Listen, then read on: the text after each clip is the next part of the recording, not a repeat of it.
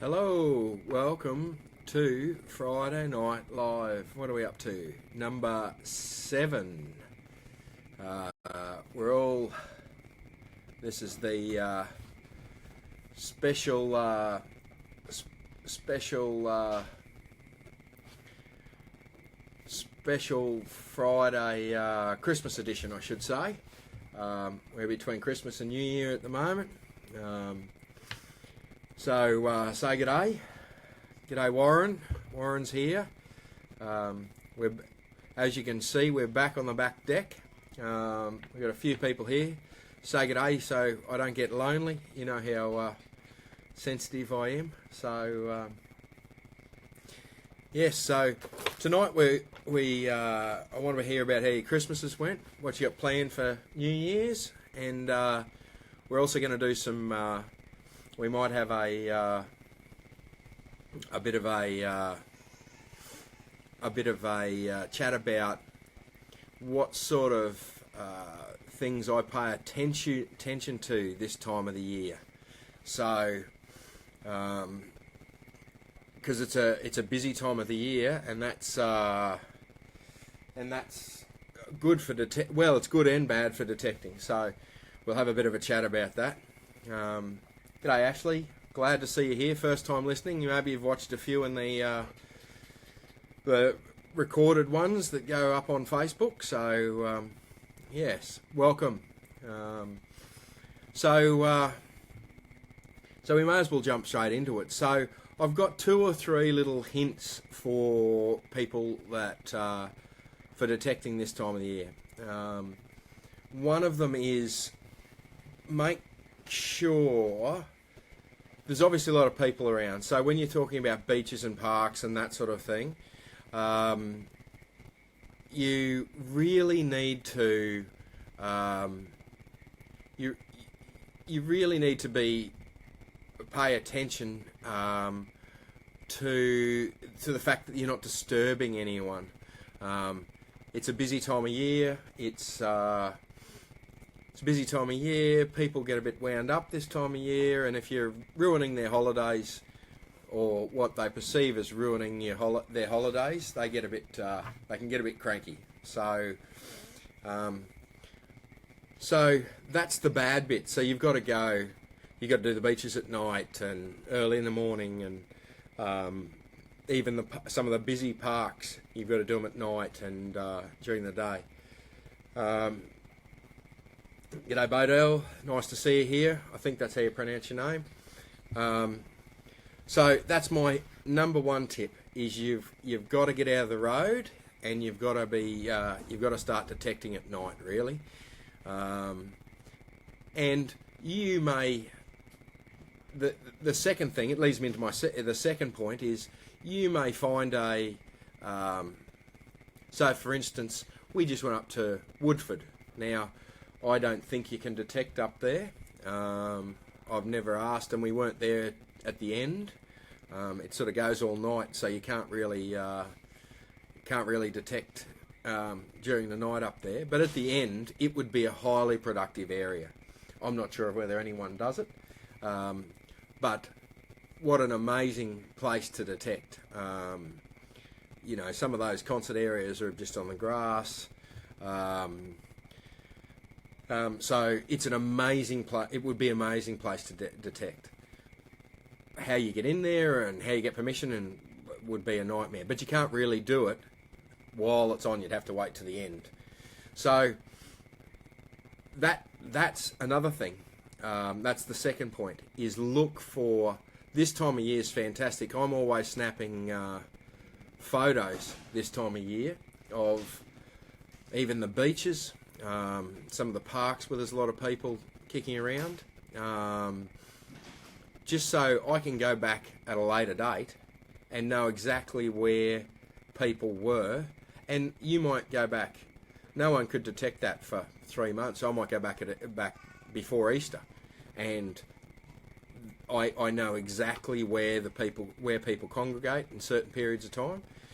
Because I've got the photo, I can scroll through the photos and I can find that location, and I can I can just go back and detect those areas.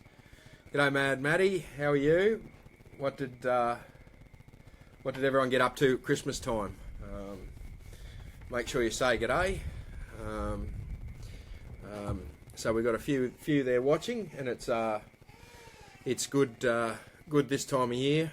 I didn't think we'd have too many tonight, but and we might even make it a bit of a bit shorter than an hour tonight. We'll see how we go. But Johnny's here. G'day, Johnny. How are you?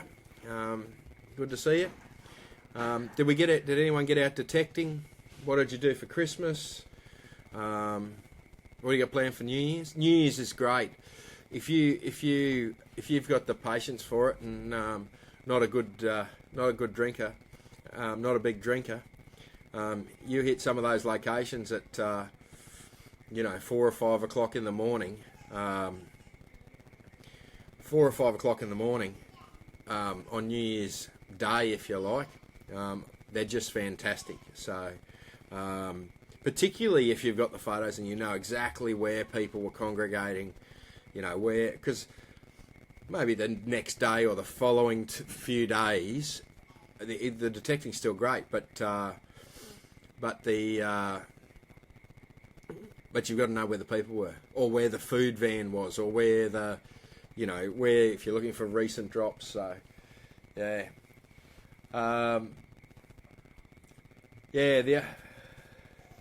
You can. Warren makes a good point there that you can actually look back at some of these old race meetings and picnic meetings back in the 1880s, 1890s, even 1930s, 1940s, in some of these older areas, and get really good information about where people congregated and what have you. So, g'day Brandon, how are you?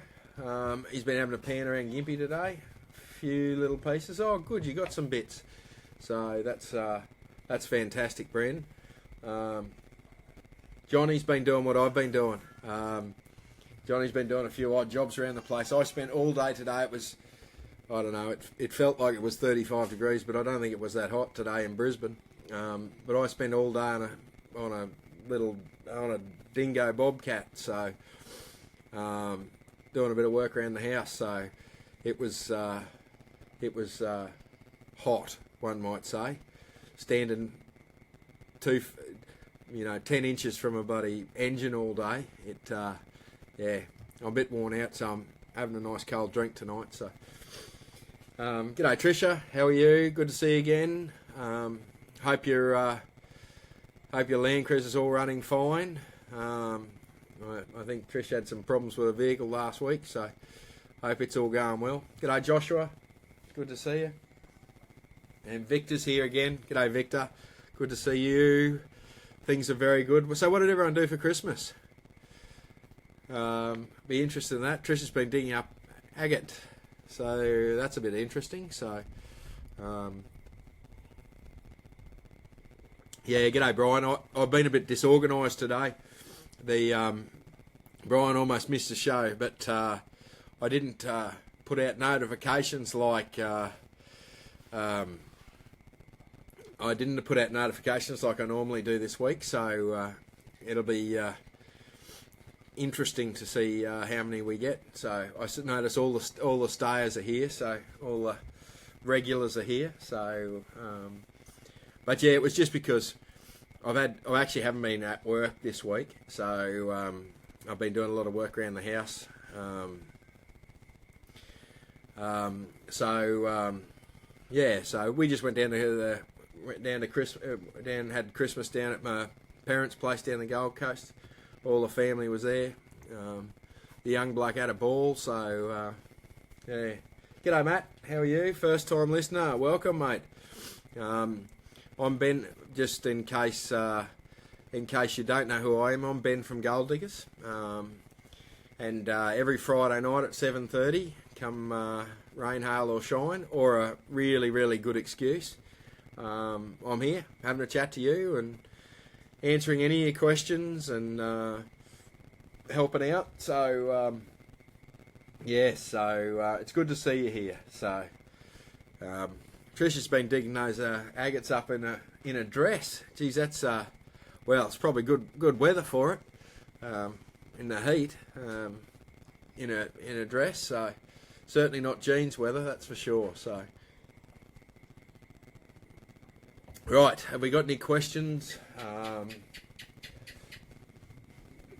Yeah, that's good, Matt. A lot of people just come along on a Friday night and have a chat, and have a chat, and we answer any questions, and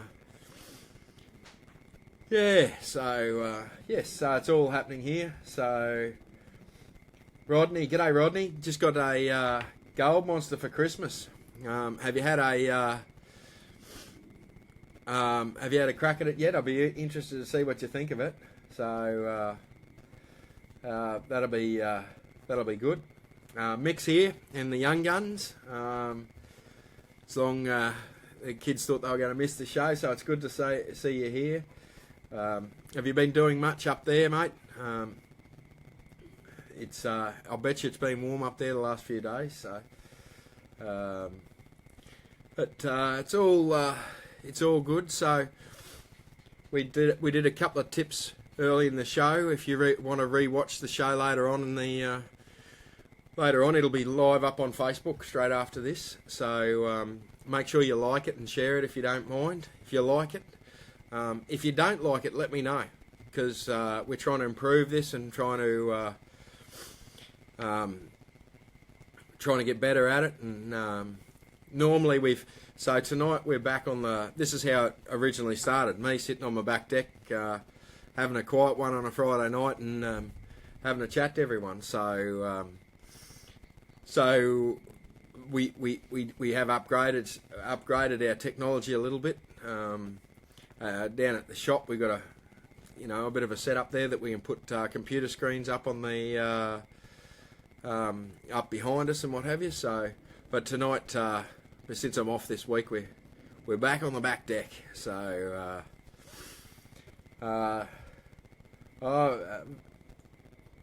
Trish's daughter got a panning kit and a pirate kit. Badly actually for a great present from Santa. Oh, what's a pirate kit, Trisha? So, long time listener, Minelab. Oh, you got a Minelab GP3000 for Christmas, Josh. G'day, Josh. Good to see you. Yes, Townsville. Head west. Anywhere west of you there, anywhere you can get on permission, that'd be great. I don't know whether Mick just mentioned here that the kids have had a really good time with the Ace 200. Now, if you go to the Young Guns Metal Detector page on Facebook, there's a fantastic little video there of Mick was a bit naughty. They quite often go down to their local volleyball courts and help people find things that are lost down there. But if you on the Young Guns page there, they've posted up a video. I think Santa might have buried a metal detector there, and the kids had to dig it up and find it. So it was good little Christmas present. Not a good little crisp way to find a Christmas present. So I'm glad the kids will love that 200 and smashing it, sort of thing. So. Audrey, do you know anywhere near Miles in Queensland? Well, I know Miles pretty well, or that area, Chinchilla, that sort of area. The problem, I believe, and I don't back this up, but I believe there's good detectable gold out there. It's just buried very, very deep under all that black soil on the plains. I've heard numerous reports of people saying that if you get up into those rocky areas where you've got your bedrock coming out of the soil, that there has been gold found out there.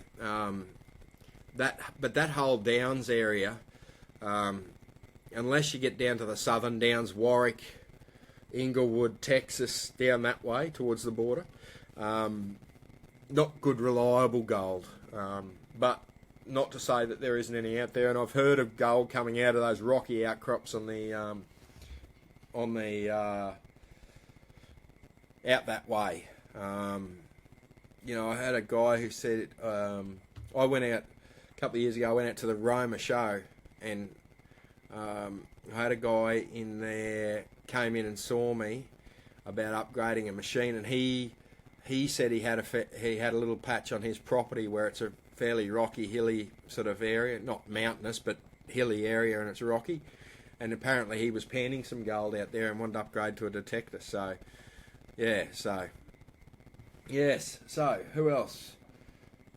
Brian, the 400's a good machine. Ace 400. Garrett's biggest probably, well, the Ace 250 was the biggest selling metal detector in the world. Ace 400's a great beginner's machine. The only place to go, the 400 will struggle is in the extremes. So, in the highly mineralised ground out in the goldfields and the really wet sand on the beach. But the 400's got a double D coil on it, so it's probably the best of the Aces to handle those conditions, because with a double D coil, there's less soil under the ground, under the coil. So that's why it works better than the others. So, Rodney, yeah, I've done a little bit around Bendigo. So, yes, Victor, Warren's on the chat here tonight. It's Christmas time, and what we plan to do in the new year is Warren will be back. But we're planning on having a heap of special guests on. So it won't be just Warren. It'll be, I've got a guy coming in, and this is what arrived this week. I got myself a Renarx Australian coin and banknote values. Haven't even opened it yet. It's still in the plastic. But we've next year I'm going to get a coin specialist on, like a coin dealer. Then we're going to talk to. We're going to see if we can get some a geologist on fairly regularly. We're talking to him at the moment. So we're going to have a stack of different people on, a stack of different detectorists. We're going to try and get some of the other YouTube channels, the guys that do the YouTube channels. We're going to try and get them on. So Warren, most nights I would suspect will lurk in the chats. He enjoys this the chat. So who else have we missed here? I've missed a heap of. So Mark asked a good question here about relics, coins and relics near. Where are you? Griffith in New South Wales. Yeah, Griffith's an old area. If you were to go into a website called Trove, Trove is the National Museum, the Australian National Museum, something like that. Trove is fantastic. You can go into that, and it's got scanned copies of every newspaper in Australia since the very first newspaper. I think 1830 something was the first newspaper. If you go in there and look up, I think it's the Griffith Times or something like that, you can go back to the 1800s or 1910, and you can look at where the race meetings are, and you can search for race meetings, or you can search for old towns that have moved around your area. There's lots of stories of towns where it's flooded and they've just picked the whole town up and taken it somewhere else. So there's a lot of that information. So have a look at Trove and search for your local newspapers in your area. It will give you huge amounts of information, and you'll just be swamped with information with Trove. So Trove's another good one. And then Oz at War, if you're looking for any military, I'm not sure about the military stuff down there, but if there's any World War II areas down there, it'll be in a website called Oz at War. So have a look at those. So what else have we got? What have I missed here? I'm just looking over. This direction is my computer, so I'm looking at the comments here. So just bear with me with this. So.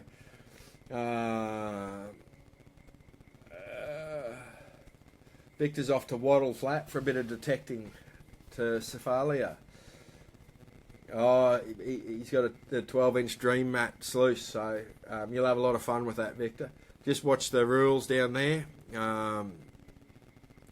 Yeah, so watch the rules down there. I think they've changed a lot of that stuff down there. So, g'day Greg from Orange. How are you, mate? Good to see you here. Really nice to see you here. Trisha... Brian, best website for abandoned towns was probably Trove. Look for floods, old historical books, out of print books particularly. Some those sorts of things.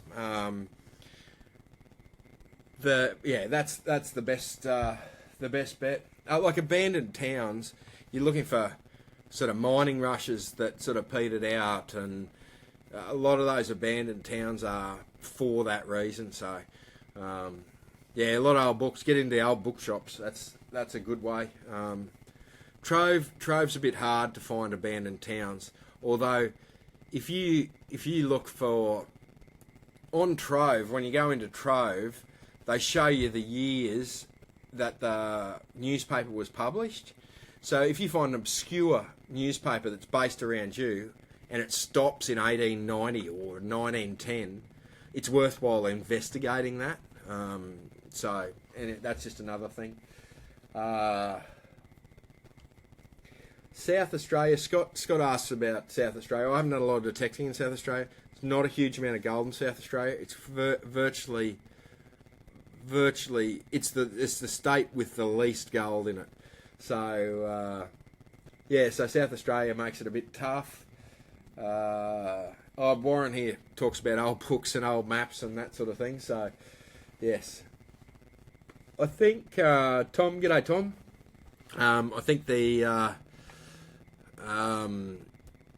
think a Ace 400 is about 650. I'd have to double check that. So it's about between 600 and 650, something like that for a Ace 400. So, Tricia makes another good point here. Old historical societies. If you go into some of those historical towns, so for instance, if you go into, say, Ipswich and the Historical Society of Ipswich, it's mind-boggling how much information they've got on the area, and they'll know about the surrounding suburbs and that sort of thing. So, 650 for the 400, round that sort of price anyway, mate. Brian, so much research. Yeah, the trick is to research it. You can spend a lot of time researching it and having a good look, and realistically can research the hell out of it, Brian, and you can spend weeks researching and go out there, you find nothing. And sometimes it was marked on the map wrong. Sometimes it was, the information wasn't quite correct and it was out by a million miles, so that's just how it is. Jesse, best thing I've found, apart from gold. Well, I do a lot of gold. I tend to be a gold person. I like to get right out in the bush. Found some really nice, rings on the beaches. I've found, but I don't do a lot of relic hunting. I don't hunt for relics, so I don't find a lot of that sort of thing. So I mostly do gold out in the bush, and I do a lot of stuff on the beach. So I don't do a lot of historical stuff. So a lot of guys focus on dog tags or rising suns, or I watched a really great video from one of the guys on Aussie Detecting, the Facebook group, and if mortar tails and mortar fins, and he's into military stuff. So I'm into gold, and when it's too hot to go out the gold, I like to get my feet wet on the beach. So yes, Yeah, Tricia, I've done a little bit of detecting on the islands up and down the coast, but not a lot. I think there's a national park. I think Warren might have mentioned it last week. Actually, there's a national park it's a small island. And there's a reef that runs up through the centre of the island, and it was mined at the turn of the century. So, so it's there. Just because it's covered in salt water or sand doesn't mean there's no gold there. That's for sure. So, Doug, g'day, Doug. Doug's from Alaska. I bet you it's bloody cold in Alaska. It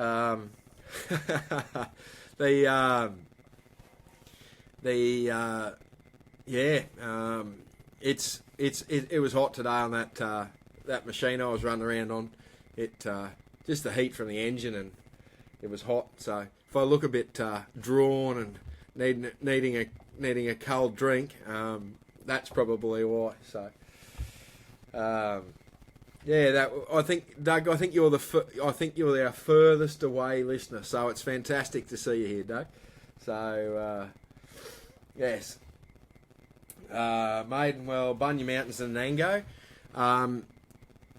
I've never tried the Bunya Mountains. I haven't been up there since I was a kid, so I don't even know what the ground looks like.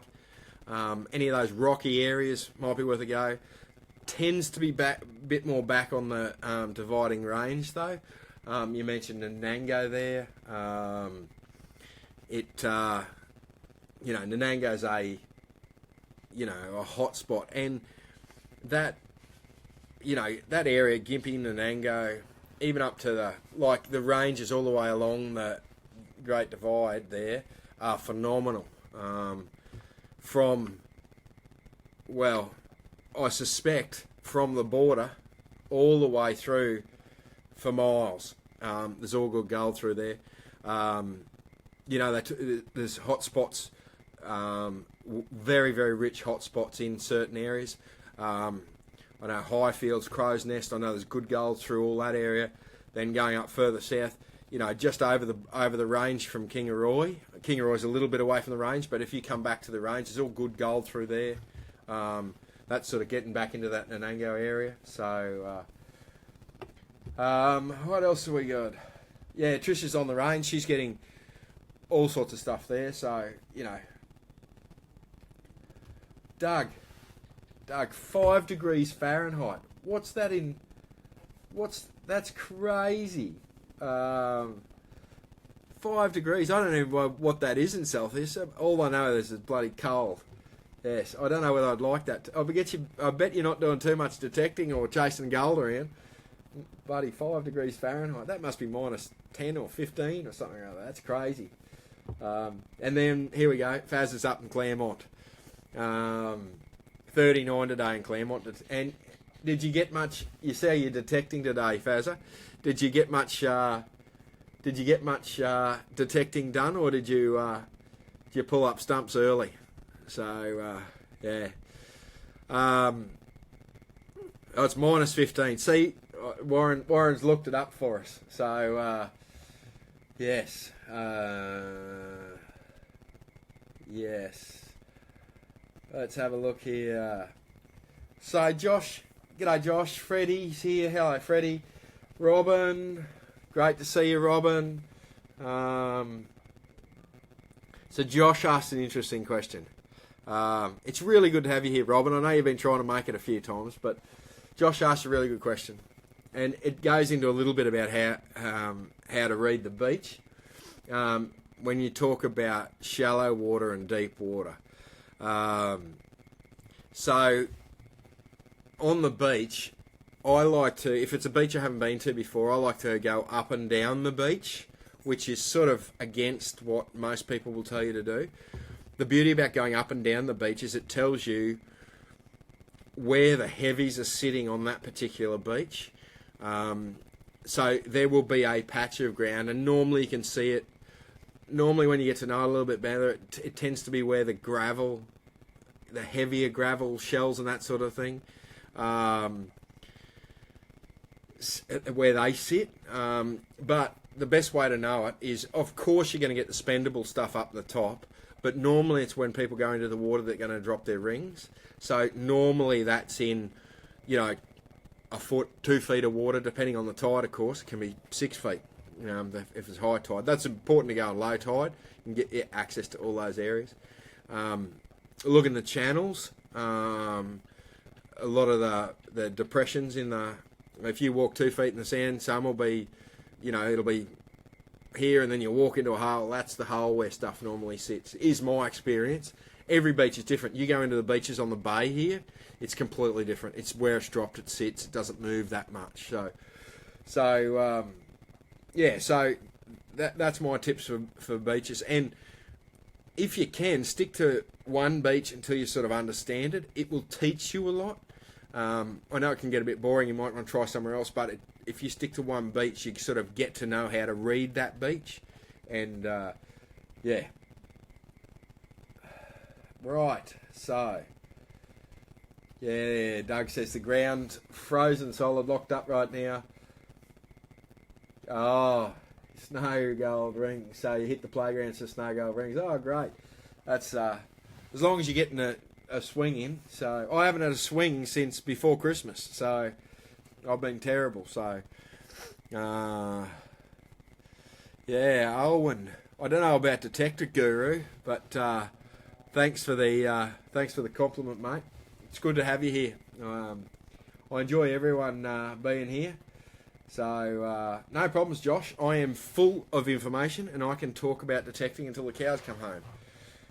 So, only some of it you can believe, particularly when I have a few of these. There's, the fishing stories, the fish get bigger. So, so we've got a few here tonight. Make sure you say hello. For those that have joined us late, I'm Ben from Gold Diggers. So, and every Friday night we do this live chat where people can ask questions and normally we pick a subject and we have a bit of a chat, and if I can help anyone out I can, and we can go from there. So now normally over this Christmas period we'll be doing it from the phone. We're on the back deck tonight at home. The next Friday, I'm not quite sure where I'll be, but I might try and I might try and run down the beach next Friday night. We might try and do it from the beach while I'm having a bit of a detect, and and it should be a bit of fun. So, but going forward next year, we'll be having special guests on. Warren's been on before. We're going to a couple of people. Different people, different YouTubers, so stay tuned, and we can go from there. Right, Michael, yes, gold. I've heard of. I'm from Toowoomba, so through Highfields, between Highfields and Crow's Nest, I've heard there's very, very rich patches of gold, very, very patchy, but hugely rich. And all through that area, it is very, very strong, and it's worth a lot of investigation. It's not commercial quantities of gold, but I tell you what, panning and detecting, there's some really good stuff up there. A lot of it's on private property, so you got to be a bit careful and get permission and that sort of thing. So,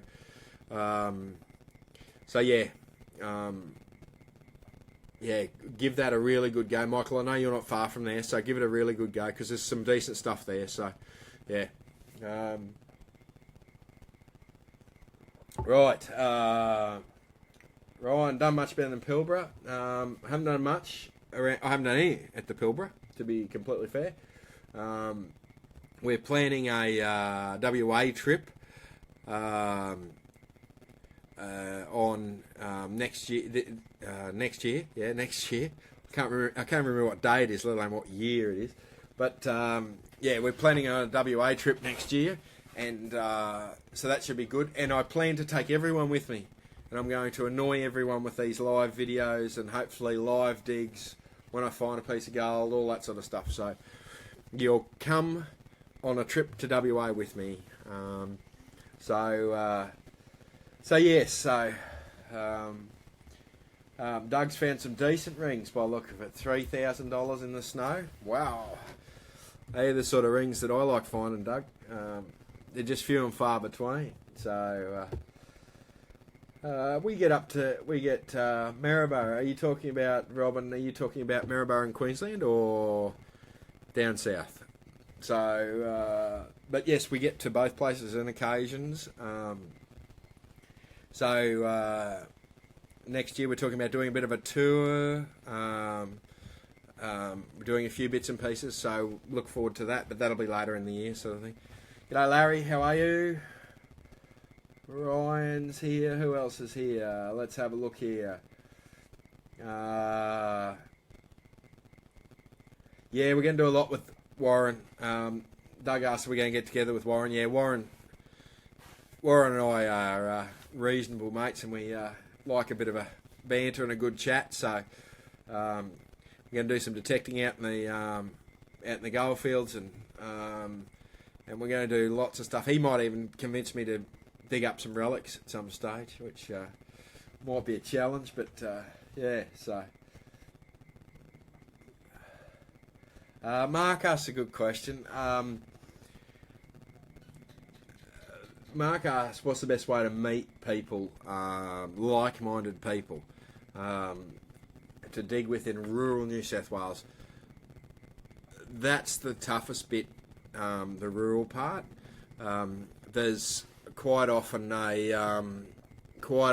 it's pretty hard to find people in those rural areas. Sometimes the Facebook groups, if there's local Facebook groups that are into metal detecting, that's a good way.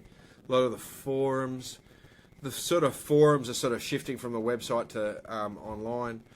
But yeah, just keep your eyes peeled is probably the best bet for anyone swinging a detector, and go and introduce yourself, mate. If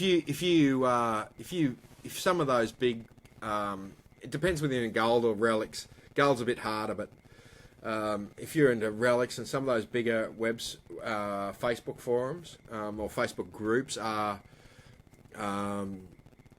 very good to say, listen, I'm in XYZ, anyone heading this way, anyone in this area, and you'll normally get some responses. So, yeah, so.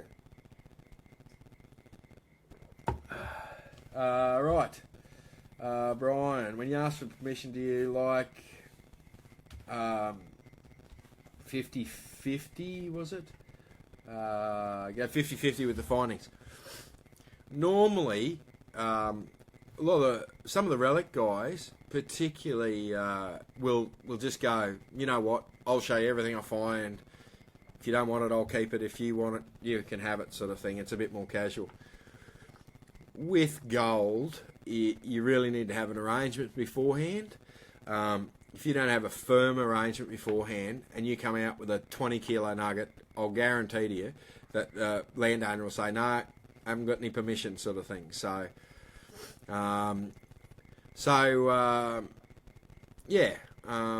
that would be my thing. But 70-30, 50-50, 70-30 the other way. I've heard of all sorts of things. So, and it depends on, from a gold point of view, it depends on how much. Like, how do you go 50-50 on a 3 threepences and a penny? Well, like, you know, for relics it's a bit harder, but for gold, like, you know, you just work out whatever you can manage with gold. So, and normally you've got a relationship with the people before you get while you're getting permission. So that's not a difficult conversation to have. The more difficult conversation is, can I detect? That first question is the hardest one. Once you get having a bit of banter about it and a bit of a chat about it, it's not terribly complicated to, to work out some sort of arrangement. So, look,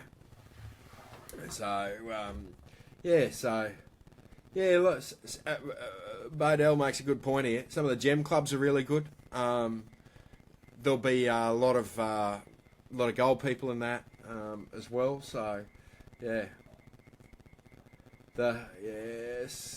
Larry. Larry says, is there gold all over Australia? Yep, there's gold all over Australia. Whether it's commercial quantities or not, that's a different question altogether. There's certainly more in some places, but I think most creeks up the east coast of Australia will have some gold in them. I think that there's probably detectable gold all the way along the range, the Great Dividing Range. Probably not huge quantities in places, very, very rich places in other places. So, yeah, it's all over, mate. Greg's here. G'day, Greg. Doug's here. Who else have we got? Trisha's Kingaroy area.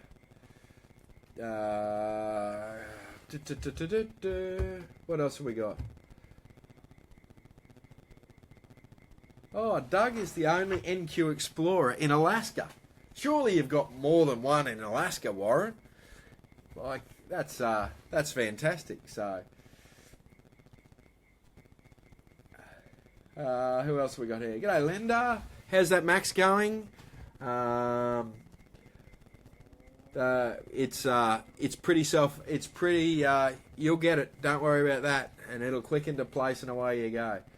So, Dig for Treasure Australia's here. G'day, mate. How you going?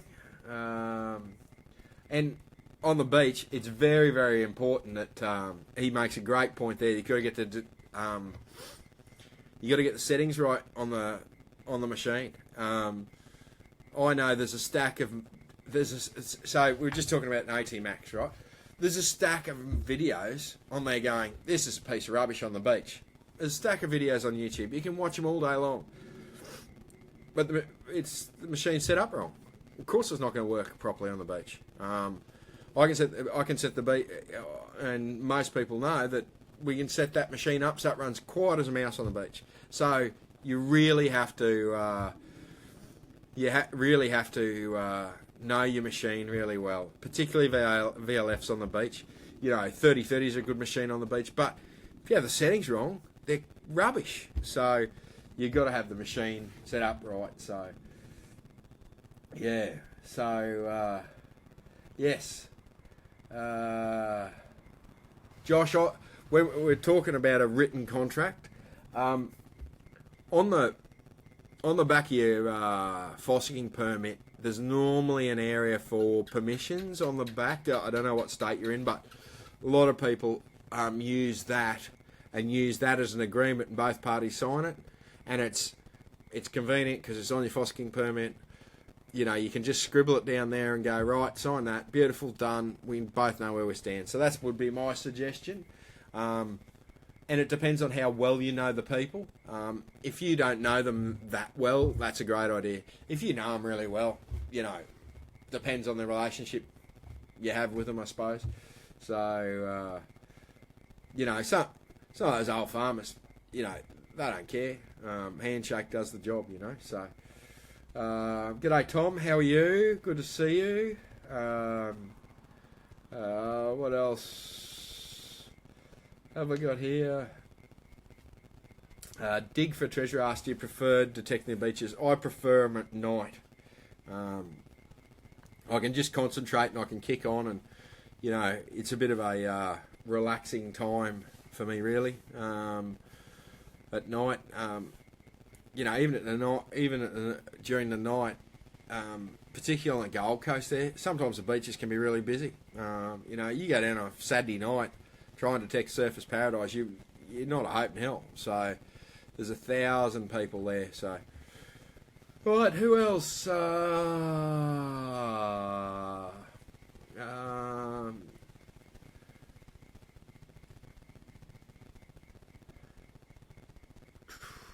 Yeah, I probably didn't explain that real well.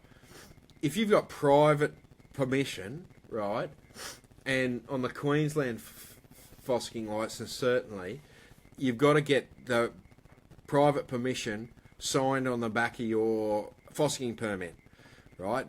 So my point was, may as well put the arrangement there as well. Sorry, I didn't explain that really well. It's yeah. But yeah, may as well put the arrangement there as well. That's what I've done in the past, is just put the arrangement there. And, you know, it sort of expires with the fossicking permit that way. And, you know, I've got a stack of all my fossicking permits with permissions on the back of, sort of thing. So I keep them. So, Rodney, I'm not quite sure about this golden eagle thing. Explain to me, golden eagle. So, yes, Tricia, let's go to Alaska. Let's go to Alaska when it's warmer. I'm not going to Alaska at minus 15. So, yes. Doug can have that minus 15. I'm not going to Alaska at minus 15. So, yes.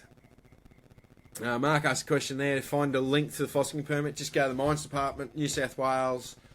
They'll have a fossicking permit. If you search fossicking permit or fossicking in New South Wales, Mines Department, you're away, mate. And that's the best way to get them, is all online. Get them online. They email them straight back to you. Done. So, yes. Who else we got? Yes, Tom. For fossicking, every state has their own. It's a state-driven law, so you should have a permit. I've had one for 20 years, never been asked to show it. But I know the moment I don't have it, I will get asked and I'll cop a fine. So, g'day, Mark. Nadia, how are you? Good to see you.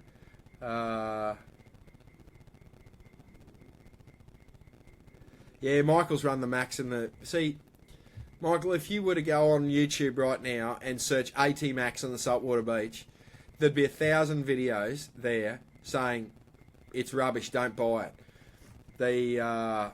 So, you know, Michael can get it run perfectly fine. You know, so, you know, you've got to... YouTube detector reviews you've got to take with a grain of salt, because I tell you, some people have other motives as well. So, you know, so they're not motivated to set them up properly. So, anyway, that's good. Yes, nighttime. I do stacks of nighttime stuff. I work during the day, so it's easy to get out of the car on the way home, or after my young bloke's gone to bed, and go and have a bit of a detect sort of thing. So,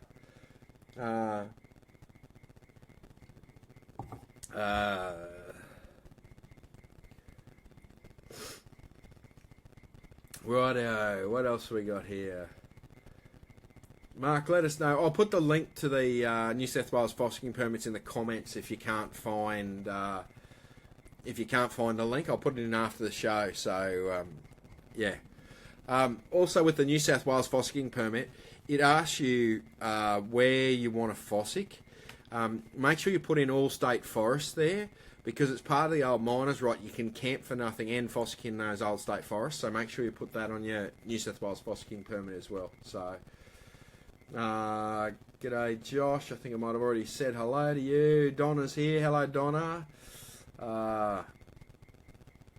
Right, Rodney. Yes. Jeff Bull. What's your biggest nugget found? I found a 2.25 ounces, 2.25 ounces. So that was a nice little find. I'm kind of hoping this WA trip this year we'll be able to top that, and I'll be able to do it live on the wonderful world that is Facebook. So yes, hope so. Oh, Bodell, I hope my wife can't hear me. He asked what sort of machine do I have. I have a few. So I use a Garrett ATX a lot. I've been using the Garrett AT Max a fair bit. I have got a Fisher machine that I probably haven't picked up for a little while.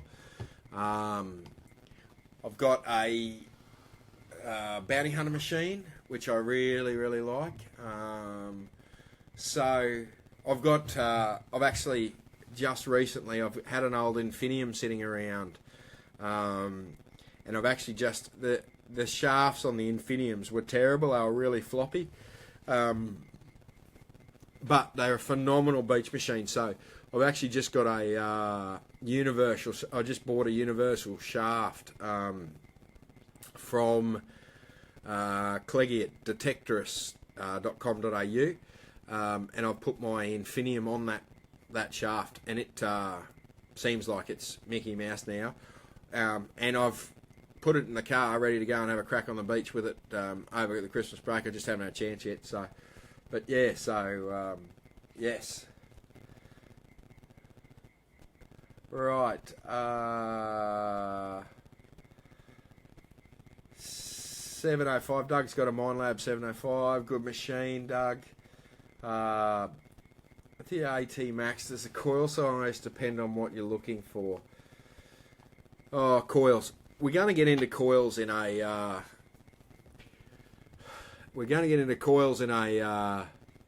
in a more in-depth thing on coils. We could talk for 5 nights on coils. So it's coils. So let me give you the short version. So a machine has only got so much power. Okay, so let's just pick a figure. Let's say 10 watts of power. If you put a big giant coil on it, like you've seen some of those rubbish bin lid size coils, right? The machine's still only pushing 10 watts of power into it, and a big coil goes deep, right? So that signal, that 10 watts of power, is quite spread out. So you will miss little tiny targets. The signal's not strong enough because it's so spread out. It's looking for big targets. You put a little tiny coil on it, right? The machine's still got 10 watts of power, right? And a little coil only goes shallow. It doesn't go very deep, right? It's pushing all that power into a small area. So you're going to pick up every little fine piece of gold or whatever you're looking for. So the coil size is more related to what size of object you're looking for, not necessarily like you don't go and buy a coil for, you know, to go and find gold or go and find coins. You don't necessarily do that. We don't think about it that way. You think about, right, I'm looking for gold. I want a smaller coil because I'll pick up every little tiny piece. If you're on the beach, for instance, you want a bigger coil because you don't want to pick up little tiny bits of speaker wire and all that sort of mindless stuff. So, yes. So I hope that gives you a bit of an idea, Josh. So, yes.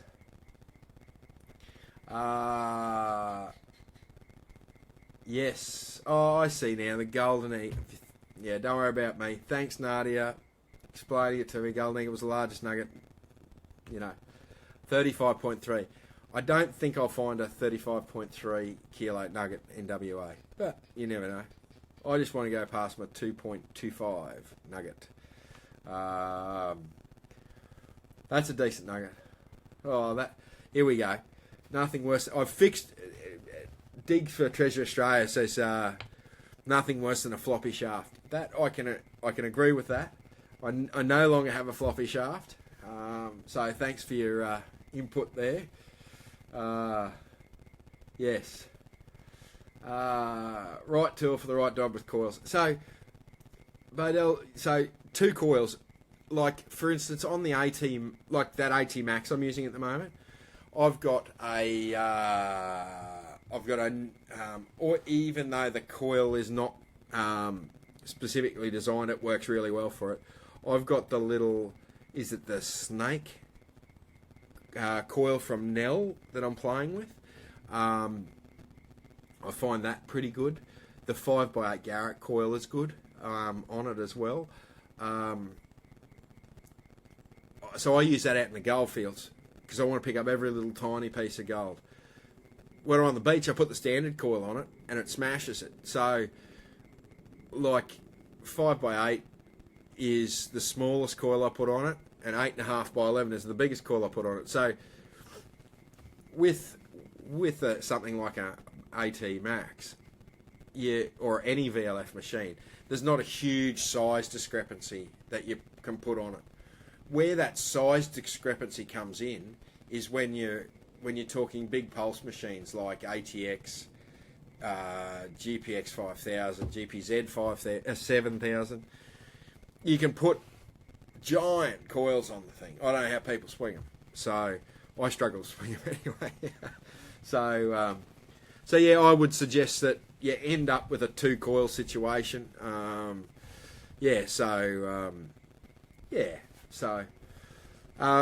Beginner's detector to find gold, Tom.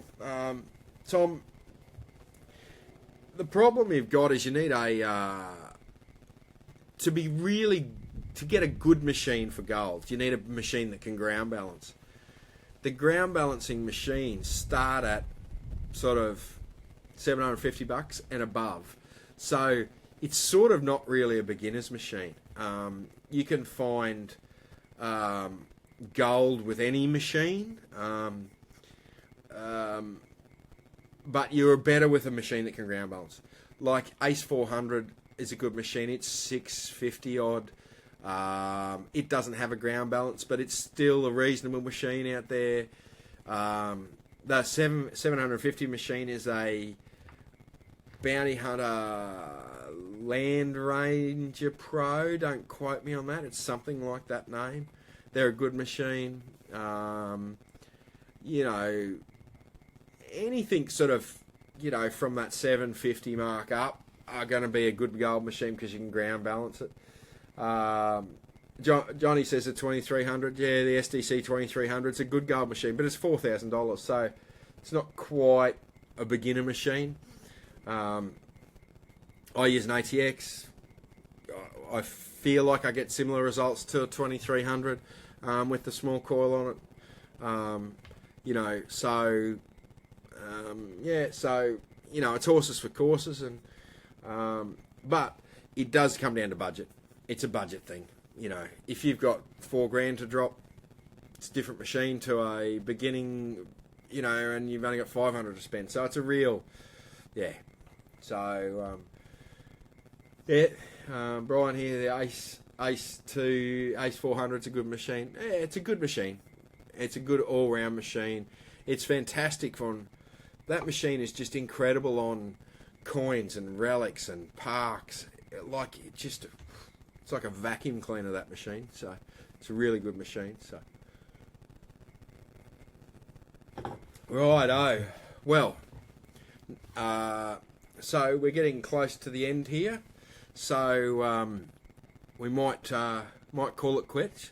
Hope everyone had a fantastic Christmas. Hope your New Year's is fantastic. And I will see you next year for Friday Night Live number 8. I can't believe we've done 8 of these already. So, yes, Jeff, it's empty. So we'd better call it quit after an hour. So, So, and just one quick thing here. Tom makes a good point here. If you stick with a good known brand, Garrett Mine Lab, the resale value on them is really good. So if you bought a Ace 400 from Garrett, you could sell it down the track and upgrade. So yes. Righto, guys, I better call it quits. Thank you very much. I really appreciate your support, and I will see you next year for another exciting night, Friday Night Live. Thanks very much, guys. See ya. Bye.